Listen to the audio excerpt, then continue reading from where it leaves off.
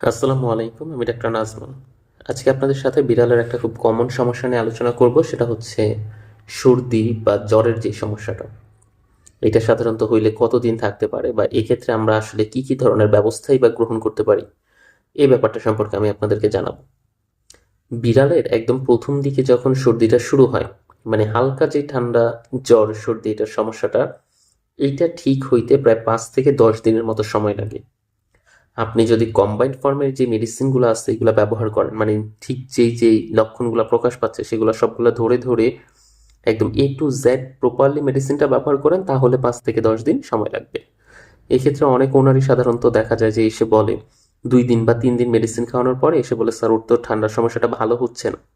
তো সর্দির ব্যাপারটাই হচ্ছে এরকম যে এটা সাধারণত হচ্ছে ফুসফুস বা আপার রেসপিরেটরি ট্র্যাক্টে কোনো কারণে ব্যাকটেরিয়াল বা ভাইরাল ডিজিজের থেকেই তো এটা হয়েছে। এটা সাধারণত 1 দিন বা 2 দিনে ঠিক হবে না। এটা ঠিক হইতে 5 থেকে 10 দিনের মতো একটা লং সময় লাগে।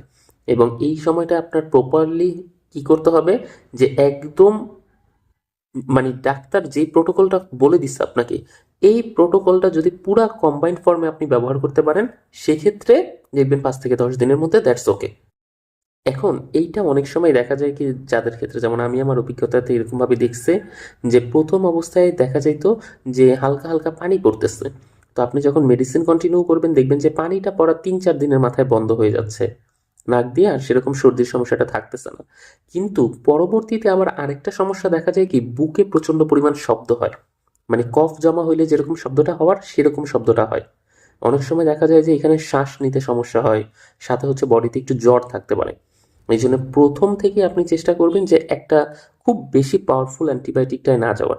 প্রাইমারি কিছু অ্যান্টিবায়োটিক, মানে একদম লো পাওয়ারের অ্যান্টিবায়োটিক দিয়ে স্টার্ট করা, এবং সাথে আদার্স যে মেডিসিনগুলো আছে সেইগুলো হচ্ছে আপনি কম্বাইন্ড ফর্মে ব্যবহার করা। এক্ষেত্রে ওর কী কী ধরনের লক্ষণ প্রকাশ পাচ্ছে সেই জিনিসগুলোর উপর মানে খেয়াল রেখে আপনাকে মেডিসিনের প্রোটোকলটা বলে দিবে। যেমন ওর কি শ্বাস নিতে কষ্ট হচ্ছে, নাকি ওর জাস্ট শ্বাসটা নর্মাল আসছে, ওর নাকের ওইখানে কি ময়লাটা জমা হয়ে গেছে, নাকি ওটা জাস্ট একদম ময়লা জমা হওয়া বলতে শক্ত হয়ে যায় যেটা, ওটাকে বোঝাতে চাচ্ছি। 2 ধরনের কিন্তু আলাদা আলাদা ময়লা জমা হতে পারে। একটা হচ্ছে নাক দিয়ে শুধু ময়লাটা পড়তেছে ফোটায় ফোটায়, আরেকটা হচ্ছে যে নাকের ওইখানে শক্ত হয়ে জমাট বেঁধে গেছে। এখন নাকের ওইখানে যদি শক্ত জমাট বেঁধে যায়, সেক্ষেত্রে আপনাকে কিন্তু আলাদা ন্যাজাল ড্রপ যেটা আছে সেটা ব্যবহার করতে হবে। অনেক সময় দেখা যায় যে ওই জায়গাটা পুরাই বন্ধ হয়ে যাওয়ার মতো অবস্থা, এবং তখনই সাধারণত বিড়াল মুখ দিয়ে শ্বাস নেয় বা শ্বাসকষ্টের মতো সমস্যা দেখা দেয়। আবার কিছু কিছু বিড়াল আছে এই টাইপের পুরাটাই অ্যাক্টিভ থাকে, খাবার দাবারও আগের মতো অত বেশি না খাইলেও কম বেশি কিছুটা খাওয়া দাওয়া করে। আবার কিছু কিছু বিড়ালের ক্ষেত্রে দেখা যায় একদমই খাবার দাবার বন্ধ করে দেয়।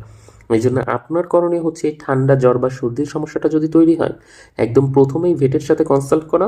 ভেটের সাথে কনসাল্ট করে ওরকে নিয়ে ঠিক যেই যে সমস্যাগুলো ফেস করতেছেন সেই সমস্যাগুলো ভেটকে বলা, এবং তারপরে ভেট আনুষঙ্গিক ওই লক্ষণগুলো দেখে একটা প্রপার ট্রিটমেন্ট প্রোটোকল আপনাকে বলে দিবে। এবং তারপরেও সেই প্রোটোকলের 1 থেকে 2 দিনে আপনি রেজাল্ট পাবেন, ব্যাপারটা এরকম না। 5 থেকে 10 দিন, মানে ম্যাক্সিমাম 10 দিনের মতো সময় লাগবে ওর এই ঠান্ডার সমস্যাটা সেরে যাইতে।